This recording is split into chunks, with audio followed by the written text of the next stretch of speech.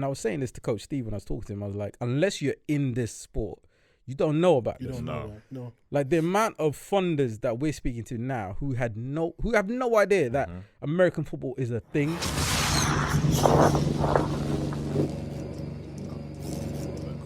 Even I want to know. So I haven't Yeah, started, 100%, but I want to know a lot more because I know it roughly. Okay. And what you guys do. Yeah. So, welcome to the show. We're back in the studio again. We've got another guest for you guys. You can see the bright green hoodie. Some of you probably know what this is about already. But we want to do a deep dive today into Big Kids and everything that it stands for. So, introduce yourself to the people and tell us all about Big Kids. Cool. What's going on? I'm Shaninga. So I'm the founder of Big Kid Foundation. So Big Kids, I founded it when I was in sixth form. So this is like a while ago. This is like 20 years ago, something like that. Oh, wow. Okay. Yeah. I just look young. Yeah, I'm correct. For real. My old head. Yeah. So when I was in sixth form, I founded it it's literally just a mentoring program. So we had 10 kids who were in year 9, 10 black boys. They were about to get expelled from the school. And then I was talking to the head and I was like, there's got to be a different way of handling these kids.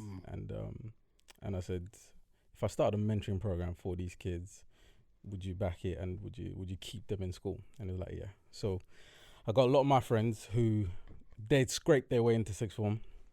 So they're good guys, but sketchy parts and stuff. But so I convinced them to be mentors. So I was like, look, we've got this opportunity. You lot, can you help me out? Because it's just going to be for this year. So they were like, yeah. So got them to become mentors. That then helped get credibility with the kids. So we kind of paired them up. The kids were like, okay, cool. These guys are credible. They're the cool guys in the sixth form, whatever. We know their background. They stuck at it. So we did that for the 2 years that I was there. And that was the bug. So after that, I was just like, okay, cool. I really like this. I think we can do a lot with this. And then kind of flash forward, we then formalized ourselves in like 2008 as a charity, just kind of going around delivering leadership programs out of different youth clubs across London. And then we got some funding, set ourselves up in Stockwell, and then set up our first football team. And that was just 10 boys from Brixton. Yeah. Basically, I went down to Kennington. These guys were just there, just a man them, chilling. And I was like, look, if we start a football team, would you lot play? They're like, yeah. So I was like, okay, cool. Started the football team the next week, Thursday. They all showed up on their push bikes and hoodies. But they were all footballers. They could play. They were all ballers. But they were all involved in Brixton life. So I was like, okay. So the rule is we're gonna sign up to a league, but you lot have to stay in school and you can't mess around with all of this stuff. Yeah. Right? If you get arrested, you're off the team. Cool. So they were like, okay, cool. We did it. Joined the so Fulham run like a kicks league. So it was Fulham, Chelsea, Barnet, whole bunch of other kind of football clubs, QPR, and we were the only non-football team in the league. Okay. Right. That's because we had a connect to Fulham and he let us in. So we played, and then turns out these guys were my boys were ballers. They were sick. They just had discipline issues. So every match there was a fight. Someone was trying to get robbed. It was just dumb stuff would always happen, but they could ball out. They were proper. So we played, and then we got to the finals. We played Chelsea. So Chelsea, they G'd us up, right? So they brought academy players. See, this happens all the time. So for the final, it's supposed to be a kicks league. So it's community kicks, right?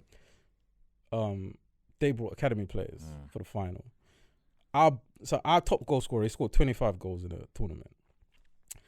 He could ball out. And that game, he scored a hat-trick. They scored 4. Wow. So we lost 4-3. But academy kids, though, that's different. That's what I'm Like, saying. you're talking a different level of ball now. Yeah, but it was... And that was our first step into going from kind of community sport to elite sport kind of thing. And it was interesting because I was like, okay, there's a space here for sport with these young kids to help them progress into something positive. And then a lot of those kids got signed to clubs, our kids. Really? Yeah, they ended up at like Wimbledon, Watford, Luton Town, a couple of other clubs. And they did really well. They did really, really well. And that was it. And then it kind of grew from there. So that was just kind of initial program. then it kind of blew up. We started running more football programs. I started employing staff. Run a girls football program, which is massive. We went from 4 girls to 500 in 18 months. What? Wow. Yeah, and that was Credit to you lot, man. I Big time. just want to jump in just because Yeah. I didn't know that because 20 years you've said. I didn't know it had from when you started it. Essentially, I didn't know the history was that long. Oh. It's been a while. Yeah. I've been So, doing it yeah. a long time. Wow. And it's kind of taken. We've been doing kind of the similar work for the length of time I've been doing it. Okay. But it's evolved and grown as we've grown organically as well. Yeah. So there's never been like a funding pressure or we've just kind of grown organically and just moved into spaces where the kids want us to move in. So originally it was music. Okay. That was our thing. I did a lot of music, and we used to run music programs. And then the kids kind of didn't want to make music anymore. They just wanted to listen to music, but they're really into sport. So we just kind of transitioned into sport really easily. Okay. So we were doing basketball, the whole kind of Midnight Madness, all of this, where players going there, with South London based. That was our thing. Yeah. Then we started moving into alternative sports, so tennis, sailing, and then most recently in 2018, American football. We jumped into that. So we've kind of naturally evolved into all this, but it's always been listening to what young people want, finding positive pathways for them, making sure that the program's sustainable over a long period of time. That's important, I would say, without having because that word you just used, sustainable, because what I find is, so I was part of my youth club back in the day in North London, from Cali in Holloway, and we had a youth club called The Underground, and we had basically, there wasn't one at the time, and we had all to say in terms of how we want it to look, what sort of facilities we want, what services we want, but what we found is, after like a year or two, it basically just phased out. Yeah. So that word of being sustainable is so important because, like you say, you then end up sending kids to X, Y, and Z, whereas ours just kind of died out and guys went back into the same sort of thing they were doing before. So, and leadership's key, So it's like even with the American football program right now, because I'm bought into it, and I've made sure that my team's bought into it. Yeah. We're able to continue making it sustainable. A lot of organizations that got leaders who don't really care about stuff that's going on. They care about what they care about. Yeah. And that's it. Yeah. Anything else around that is not really part of their remit, so they're not really that fast. And then that's when you end up having programs dropping off and things not kind of lasting as long as they should last or they could last. And also you've got to kind of build a really good team around you to understand, look, like right now we've got this space in Dexter. So we bid for it, and they gave us the building. They gave us a 10-year lease. But my goal right now is like, okay, how can I get 10 more years on this? Because if I got 20 years, I can do a lot. Yeah. Massive. Within the community, right? Yeah. And then I can leverage what I'm doing in Lambeth across all the other boroughs that we're working with. So we work across 8 boroughs in London. And we want to replicate this hub model everywhere, including what we're doing with American football. Yeah. So, it's leadership is key. It's really important. It's no doubt. Are you working with like the councillors and MPs, local MPs and stuff? Yeah. You have to. Yeah. So we work with councils, we work with MPs. They all know who we are. And then it's kind of like just taking all of those relationships and just making sure that they understand what we're trying to do. Yeah. Because what also happens is, when you've got a model like this, like what you guys got with Exs and Os is dope. It's like really good. It's really informative. It's British. And it's like, for me, who's a newbie into this space, it gives me like really good insight into the history, and it's rich history. Yeah. And it helps us with what we do with our kids. Like what you're doing here it's not by accident. And there are people that come before you who've set this. Don't forget that, right? But it's important to understand what your brand is. Like, what is it that you guys do? Because once funders start coming, sponsors start coming, it's so easy to dilute it. Yeah, it's true. It stops being what it is. Yeah. So for us, it's like what's kept us sustainable for 20 odd years is that I know what the brand is. I know what I'm good at. Youth engagement is what I'm an expert at. Yeah. It's not creating an elite American football team, but what I do expect from the coaches is elite training and elite standard of delivery, because it keeps the kids there. Yeah. And then what it does is it allows us to get the respect of your NFL academies, your Oh, Filton okay. academies. So when we send kids to them, they're not looking at us like, Yeah. oh, you guys are just a little charity. That's Yeah. No, we're like, no, we can develop elite athletes, but we're not trying to compete with you guys. What we want is to create positive pathways for our kids to come to you guys. Right. And when they do come, they're able to stick it out. Yeah. Because we know, classic example, NFL Academy set up. We were 12 months into running our program. They set up the academy. The trials came up. We found athletes, like 3 athletes. Brixton, South London's got the best athletes in London. Fact, right? That's just a fact. North London can say all you want, whatever. Come down to South and meet us, innit? It's simple. South London, we've got the best athletes in London, right? That's a fact. So we were there playing flag, and then these kids come. They were like, a couple were athletes, so they used to do athletics. A couple were footballers. They came, they played. They were excellent what they did. So we could spot talent. And then we're working with Coach Steve at the Renegades. He's now, they're a partner of ours. And I'm like, look, these kids are obviously good athletes. They don't know anything about the game, but they're good athletes. Do you think we've got enough time to kind of give them some sort of necessary skills that they would actually get through the trials, the combine? And they're like, yeah, I think we could try. Did it, and 3 of our kids got through.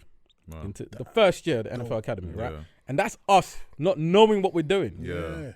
Same thing with the our flag team got to the national finals, first year of ever playing flag, and we had 2 plays. Our offense had 2. Our playbook was 2 plays. That was it. Ain't no NFL bruv. It was very simple. It was that. That's it. It was a running play. Both of them were running plays. That was it. That was it, right? So we were like, we didn't have quarterback. No one's trying to throw the ball. You man just need to run and get the ball over there. And we got to the finals and we finished 5th. And it's like, okay, cool. There's something in this. Obviously, we can develop athletes. Let's see what else we can do in this. Let's see if we can invest in a bit more into the sport and see what we could do. And then that's just evolved into what it is now, where we've got our own league, our own version of flag called the Cage League. We're pushing female engagement, female involvement. We have the most girls that play flag, period, anywhere.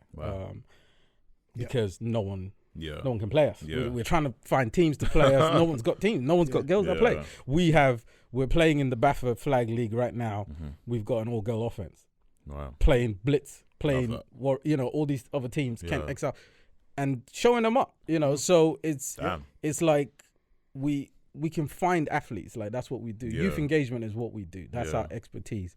And then what we try and do to kind of push that forward is find really excellent coaches who are good at youth engagement, and then we develop them into the big kid way of doing things. That way the kids kind of stick at it. So on that note, Jonathan Cobham, I was just going to say, that's it. He's one of our guys. Yeah, he's done really well.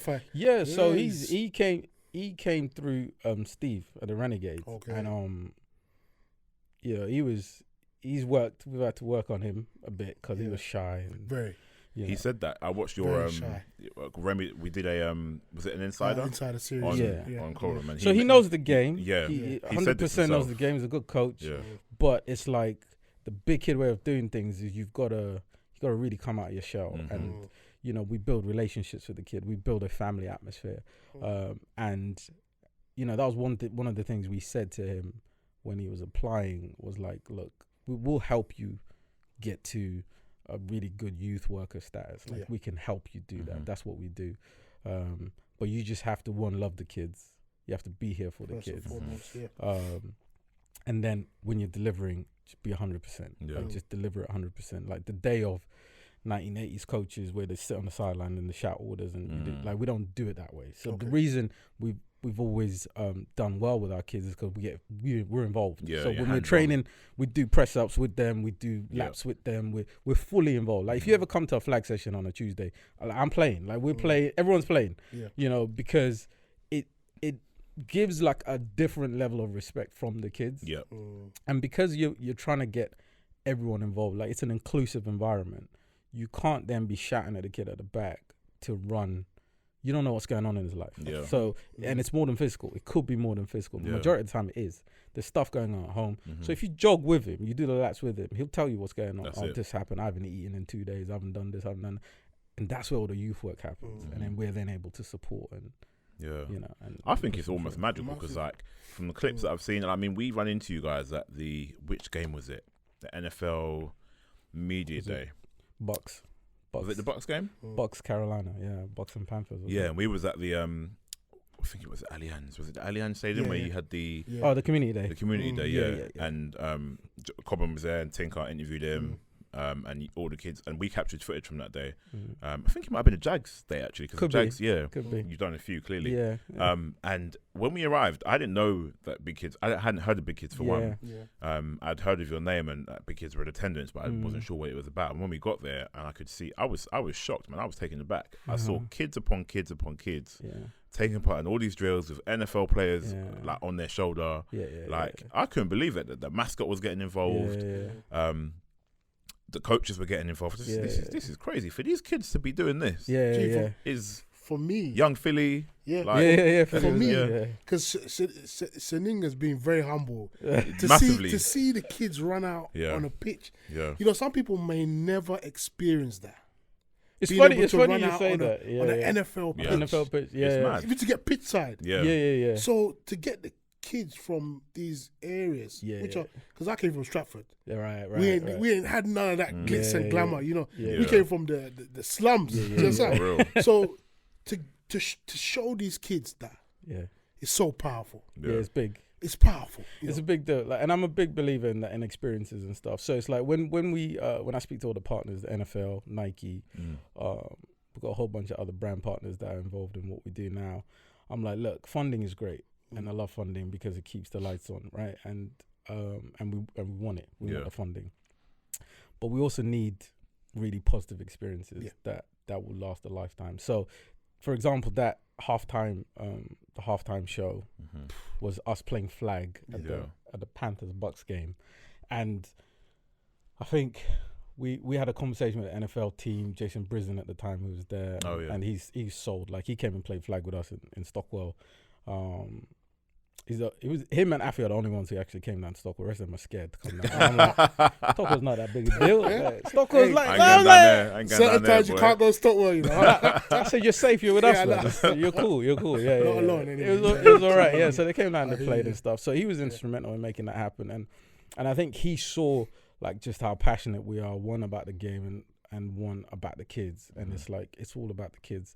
How can we really open up these kids' eyes to, it's a bigger world out there than Brixton, than Stockwell, than Kennington. There's so much more out there.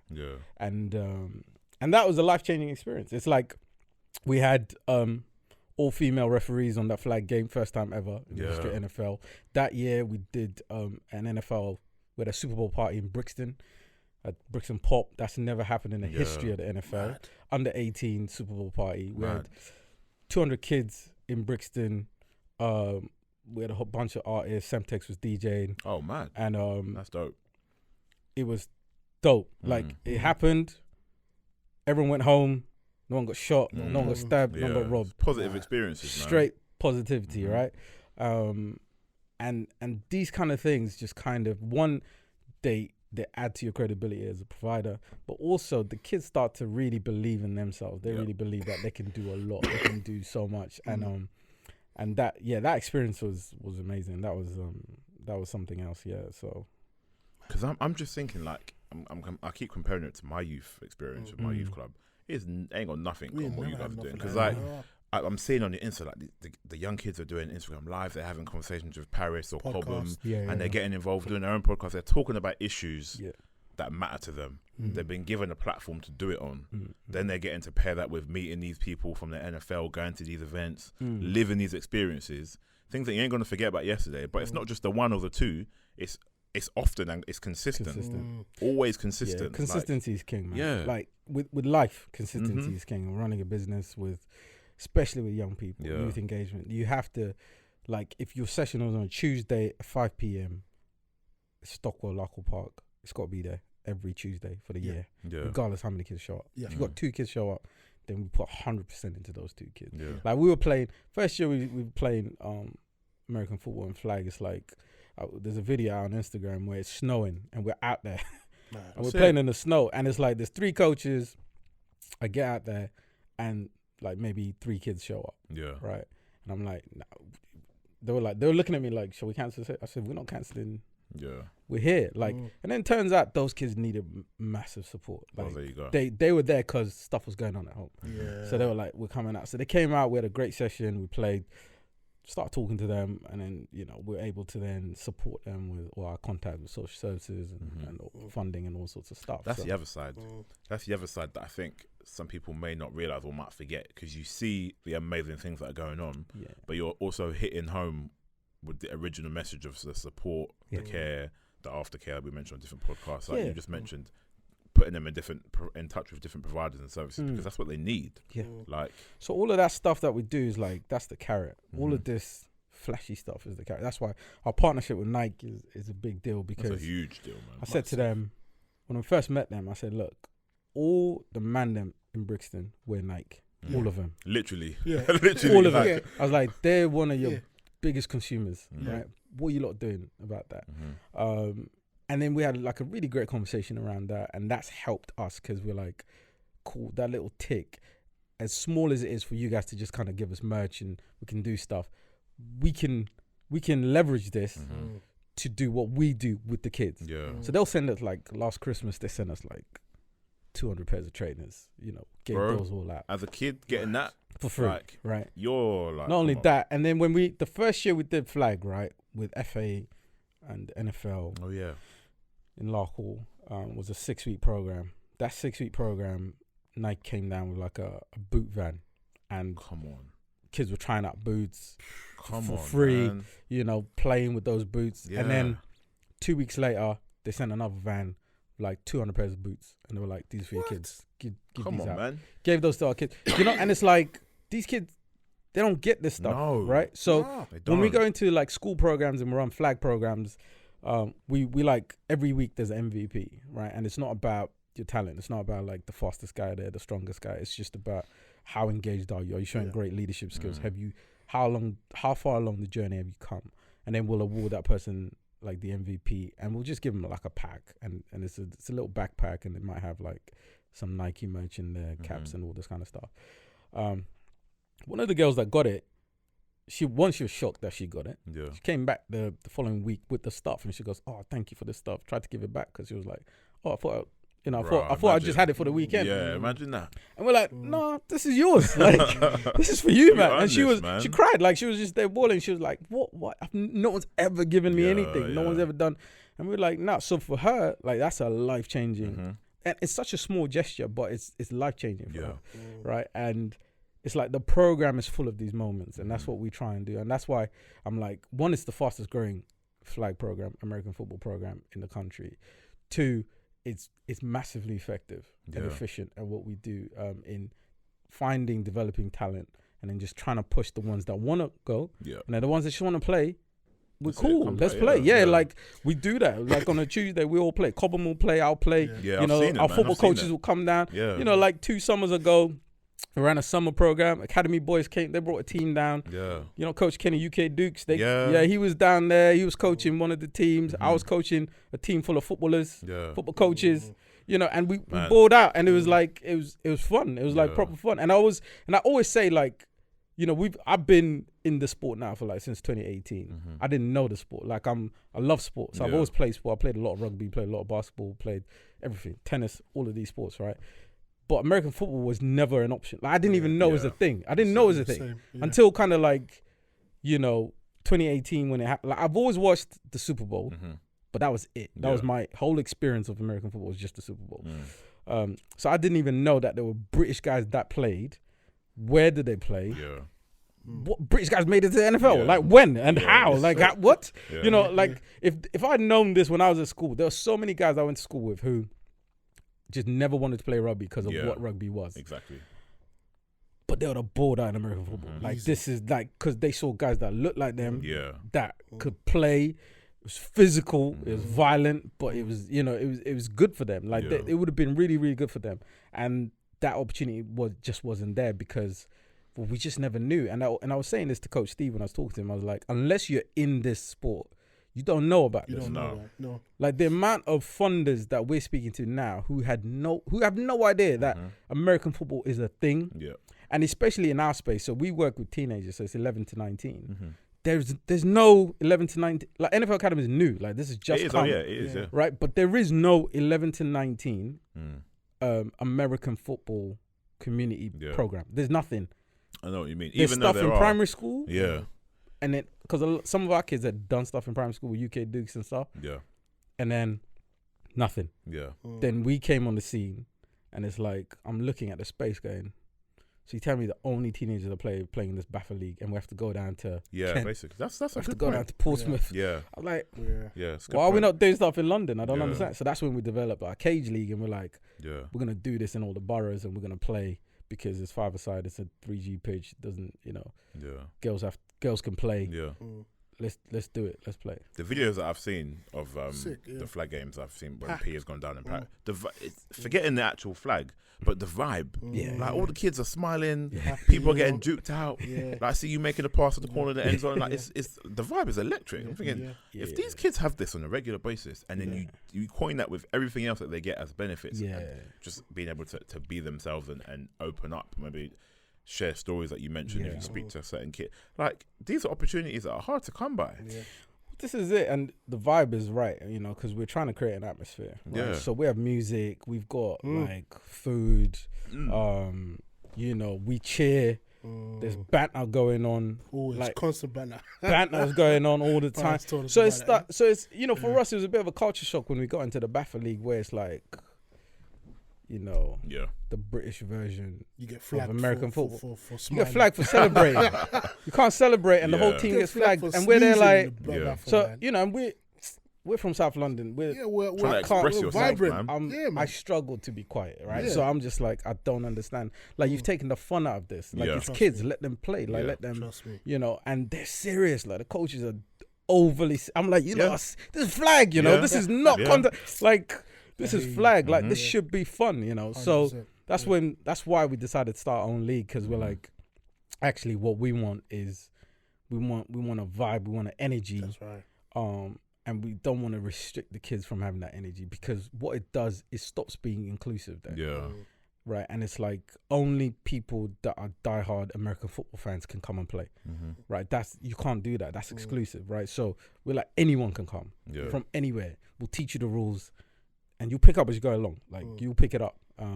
That's why we like our kind of Tuesday sessions, because it's like an open turn up and play. Yeah. You get put on a team, and boy, if you get juked, you get juked. You know what I mean? And you're going to hear about it. Like, it's going to be long for you that day, boy. I saw some mad highlights of that. Yeah. And we're real with them. Like, we're like, look, if you play on my team, I'm like, especially if you come to me and you're like, oh, I play. Then I'm like, you best show up, boy. Okay. Yeah, because I'm like, because with any sport I play, I'm like mad competitive anyway. But with American football, because I'm so new to it, I'm like, if you say you play, then okay, let's see how much you play, and then we'll play, and you'll hear about it. Like if you don't, like we've had players, who like you play for your lots teams, Olympians, and that they come down, they try to play, they say all of this stuff, and I'm like, bro, it's different here, like the cage league is different. It's not the same. FA came and played. You got juked out a little bit. I was like, I said, FA, this is not NFL, fam. This is Stockwell, bro. It's different. Yeah. So but it's fun. Like he loved it. All the kids love it, and it's just. And it's like the kids who you wouldn't think would score touchdowns are the ones that score touchdowns, and then they go home and they start to feel good about it. It's a massive boost. There's a confidence. There's so much that you get out of it. So obviously, just on the back of that, you're working in some of our harsh communities, where you probably see people who are going through, county lines, peer pressure, sexual exploitation, but you're able to, as one of our kind of community heroes, see people in those environments come out and make something out of their life. When the odds are stacked against them, where the system doesn't really work for them, where their home environment doesn't really work for them. So what is like, obviously don't name many names, but just to kind of show the impact of the work you've done, like what's a one maybe a story or experience or somebody that you've just come across that's come to you and you've seen them kind of transition from what I deem as a war zone at times. Because don't forget, some of these guys in some of these areas, especially where I grew up, like so it's post-traumatic stress. It's very real. Some of this stuff is trauma. Like you're seeing your friends die in front of you. You understand? So what's like some of the an example of a story that you've experienced? And there's a lot, man. Yeah, there's a lot. Like it's there's a lot of young people that come through and a lot that haven't. You know, and that's just the nature of the work that we do. But you know, what I'll do is I'll say it like this, right? What we try and do is create opportunities for our young people. So young people come through as beneficiaries to begin with. So you're gonna play, you're gonna get involved, youth club, whatever. Then we're gonna offer you an opportunity to come and volunteer, right? And then paid work. Okay, right. So there's a pathway there. And then there's a clear pathway. And then once you become a paid coach in football, American football, youth work, media team, whatever it is that you're doing, you are now an ambassador for what we do in your community. Right. So that keeps our reach everywhere because we're like, where you live, your estate, you're the guy. Like, you know all the guys. You were part of that system, part of that problem, part of the program, whatever was going on over there. Now we've given you this really positive pathway to go in. Let's set up a football program. Let's set up an American football program. Let's set something up there. And you lead on it. Sick. Right. So while you're leading on that, we'll support you. Like my job is to go get funding, partnership engagement, all of that stuff. Keep the wheels running on the train. Keep the train moving forward. Right. But our young people are the ones that do all the delivery. They do all of that stuff, and it's a really effective, sustainable model because they'll get to 19, 20, go off to uni, but by that time all the youngsters are coming through. They all want to volunteer. They've seen the benefits that all the older people get. So we have a lot of stories, man. We've got loads of kids who gang involvement, periphery of gangs, girls kicked out of homes, sleeping rough, you know, it's just not getting the support they get in, and then they come to us. We help them as much as we possibly can. We've now hired a counselor, in-house counselor. That's good, simple. Because referrals just take forever for young people. So she's now doing all that work in-house, you know, and that helps. So these kids now come through. We keep them on these real positive pathways. They then they get sold out for what we're trying to do. They become believers in what we're trying to do. And then they become ambassadors. And the idea is that they push through. I mean, we've got a lot of stories, man. It's like, even now she won't mind this because she works for us. And even if she minds, she works for us. So one of our apprentices, Paris, is like, she's amazing because she came to us young. Like, she was like 12, I think, when she first came to us, or 11 even. And she was one of the first girls on the girls' football program. And she came through the girls' football program, did amazingly well on that. We started Flag, loved it. She's always a strong girl. She started playing contact with the Renegades, the only girl. Serious? Oh, she played recently? Yeah. I think Yeah. The Renegades played the Blitz recently, innit? Yeah, she was in that game. Yeah, I saw her. She was in that game, for sure, yeah. I saw her. So she's there. Now she's going and training with the Warriors. Love it, man. So, you know, she's come through amazingly well. She's now working for us. She's in an apprenticeship program with us. And she's doing really, really well in Brixton and at Dexter's. And her stories, you know, she's come through a lot of stuff.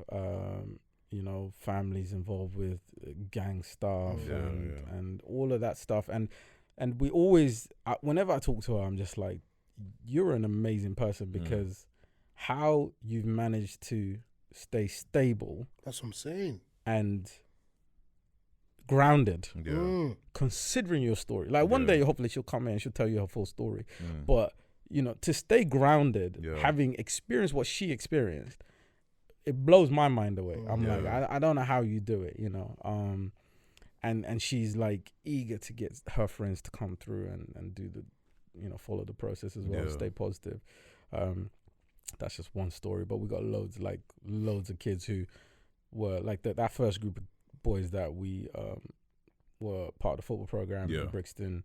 You know, a lot of them, ended up in football clubs, but they were involved. They Right. were in deep, Yeah. with what's going on in South Wow. London. And they came out of it, and they're on like positive pathways now. There you go. And they're doing really, really well. Yeah. First-hand experience, man. That's what I'm saying, And for me, Yeah. like before we wrap up, for me, the future, Yeah. looking ahead for big kids, what does it look like to you? Big man. So what we've done at the moment, so in Lambeth, we've got a really good hub model, right? Okay. So Big Kid does a lot of, what I've told you today has literally been our community program. We've also got a leadership program where we deliver leadership program. We deliver our Breaking Barriers leadership program in schools to Okay. kids who are most at risk of permanent exclusion. Right. Okay. And the idea is that we keep them in school, we get them to understand the value of school, we get them to understand how they can give value to the school. And then they kind of stay on, and then they then become leaders within that school. Okay. Not only kind of like just pseudo leaders, but actual prefects, heads of school, Okay. captains of teams, and that's happened. Yeah. That's happened. So that's a really effective program. Then we've got a mentoring program in school where it's peer-to-peer mentoring, Yeah. and in the community where we get adults to pair up with our kids. So you've got these kind of 3-tiered community leadership mentoring, all kind of being delivered out of a hub. And in Lambeth, it's Dexter's at the moment. Okay. But we're replicating this model across 8 boroughs that we're in, across London. And the future is to just have a ton of kids wearing these green hoodies, delivering our hub program across all these boroughs and just continually affecting change. Yeah. And having these young people come through, become leaders. One of our young people hopefully will make it to the NFL. He's an ambassador for us. Yeah, big time. So he's fully involved with what we do. He loves it.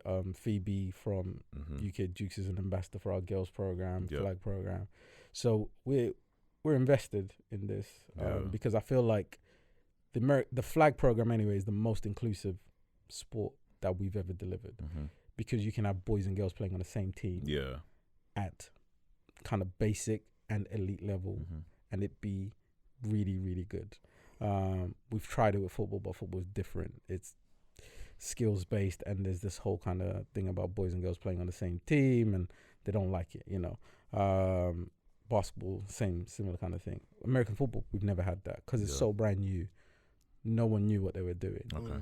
You mix all the teams up, and it's like, okay, this is ill. And we've proved it now with the BAFTA League, where we're fielding probably 10 to 12 girls on our flag team, and the most any other teams might have maybe one girl, and she might be it's crazy, man. she might be the coach's daughter or something. Who Yeah, knows? yeah. But so we're really pushing for this because we feel like there are a lot of girls that kind of drop out of sport at 13, and we're like, actually, we need to keep you active. How can we keep you active? Yeah. And the sport is so competitive. They really enjoy it, and I think that's why we like flag, because I don't want to get touched, man. I played rugby. Yeah. I didn't enjoy it. I got hurt. You play what you lot do every week. I'm not doing that. I'm not trying to get. It's even worse for you lot because you put on all the shoulder pads, all the helmets, and all of this stuff. People start feeling invincible. I'm like, nah, I'm not involved in that lifestyle. Whereas flag is like it's amazing, and then you got the US kind of flag league thing that's going with the pros flag is coming back exploding, in, bro. Yeah, so Exploding. it's exploding. Olympics the same, aren't they? Yeah, well, it's at the World Games in Birmingham, 2022, and then after that, I reckon it's going to be at the Olympics. So if we can have some of our players I don't doubt it, for boy. all of this. The way you lot are going, like you lot should be proud for sure. Like the moment you said 20, I didn't realize the history was that deep, and everything that you guys are doing. If you can replicate that around the boroughs, like you're saying, it's a gold mine, man. It's gold mine. Yeah. We're trying to push, man, and it's good. Like linking up with people like yourselves who are kind of historians with this game, and you guys understand the sport. You understand where it's going. Yeah. It's really good, and also just trying to change people's perceptions of the game. And I think because we're so new, we can challenge a lot of things that have happened. Because we're coming in with fresh eyes, right? We don't have the baggage of kind of knowing what it could have been. Yeah, that's true. Do you know what I mean? We're coming in going, cool. Well, if you're not, like we went into the BAFTA League, we saw it, we participated, went to the finals. I said we could do a better job. Straight. That's it. Set up, we're like, well, because I was like, you're not engaging urban kids. No, that's the thing. Yeah. I am. Yeah, but they're not gonna come to that. So let me set up something that they'll come to. Exactly. Yeah. And there's nothing wrong because if we'll still be part of the Battle League, but if these kids want to play a bit more competitive beyond our cage league, come join our team, play in the Battle League, do your thing, right? Yeah. And then if you want to play contact, we got the Renegades. You want to move on to that, you got the O's, you know, and then we're building. So it's that's kind of where we are right now. Like we're just kind of trying to push it and just change perceptions. I think you lot are doing an amazing job, man. Without a doubt. Man. Shaninga, apparently there's a rumor. Yeah. Big Kid's been calling X's and Os out for a little flag. You don't want that smoke. I'm down, boy. You don't want it. Hey, I'm down. Listen, let me tell you something. I've just come into this sport, yeah. Like I'm new. 3 years is new, it's new. Yeah. Technically, yeah. Yeah, and I'm an old guy, so I'm not trying to run. I throw the ball. Pocket I throw the QB. ball well. That's all I'm going to tell you right now. Yeah? And South London's got the best athletes, so you don't want this smoke. Let me tell you a story. So I told you about the flag tournament we ran 2 summers ago. Academy boys come down. Coach Kenny was coaching the our flag team. I was coaching my football coaches. Soccer coach, football coaches, yeah? So the NFL Academy guys come down topless, whatever. They're trying to, you know where said, it's like this is Larko, it's not where you come from. This is different. Yeah. So they came down and then Coach Kenny, he's running drills with his boys, doing what Coach Kenny does, which is what it's one-handed pitch. Yeah, all of that. He's a great coach. You know, he did his thing. And then it was me and my football coach. I said, look, guys, we're the best athletes here. It's the thing. You know, don't worry about all of this. We're gonna run through all of these guys. It's light work. This is light work. I said, just trust me. Trust me. When it comes to strategy, that's my thing. I get it. I understand it. And I get obsessive compulsive about stuff. So when I got into American football, I just kind of digested a lot of information, figured it all out, and I was like, okay, let's do this. We won the tournament. It was light. Mad. Bro, the NFL Academy boys, it was I can't remember his name, but a couple of the boys, they got D1. Yeah, we were saying earlier. Offers, yeah. So a couple of these boys, they were there in Stockwell. Wow. Head loss. They all turned on each other. Psychological warfare is what I do. Man. I said, look at these guys. Look at all of these guys. They got self-destruction right in front of me, bro. And they were trying to all these, when you played the game, right? You lot come with like the professional mindset. So you start setting yourselves up. They're like formation, blah blah. I said none of that stuff matters here, bro. This is flag. It's different. Yeah. And we played them. They didn't want the smoke. You don't want it. You don't want it. Yeah, you don't want this, man. You don't want put this. Something together still. Yeah. But before we close. Paris knows the deal, man. Paris knows the deal. Paris played with us. He played, yeah. He's a big kid. Yeah. He can't come. We played at the Royal the Royal Tournament, Dukes won. And Paris is playing with us. Yeah, he played with us. We done well. Like we beat London Flash, I think they called London Flash. Yeah. And we're brand new. They're established, man. And they were sick. They were a good team. Dope. You know what I mean? We lost to ourselves. Like we feel the 2 teams. We lost to our younger boys, but the athletes. So I was like, I was happy. I was like, if we're gonna lose to anyone, let's lose for the good of the game, man. Like for real. But where can people find you? Where are you at on socials? We're everywhere on socials, man. Yeah. So Big Kid Foundation is the website. I think Instagram is Big Kid Charity. Big Kid Foundation on Twitter. Everywhere else. Yeah. We thank you for coming on the show, man. Big Kid Flag Football. Big Kid Foundation Flag Football. Yeah, follow those guys. Like, that's run by young people. Oh, okay. Yeah, they do amazing stuff. They're interviewing players, ex-players. Seen the content. Nice. Yeah, like they do vlogs. And, it's dope stuff. Yeah, those guys that's cool. Follow that page, man. Yeah. Right, that. Thank you for sharing the knowledge, man. I think it was definitely needed. And for those of you who want to get involved, you know where to go. So keep it locked. X's and Os and everything. Peace.